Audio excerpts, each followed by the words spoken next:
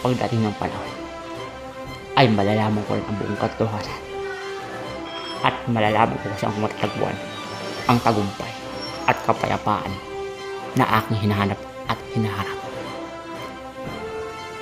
Bakit dito ko na matatagpuan at mahanap ang aking hinaharap? Panahon na para lakbayin ang hiwaga at kung saan nagtatago ang mga diwata dito sa ilog na to.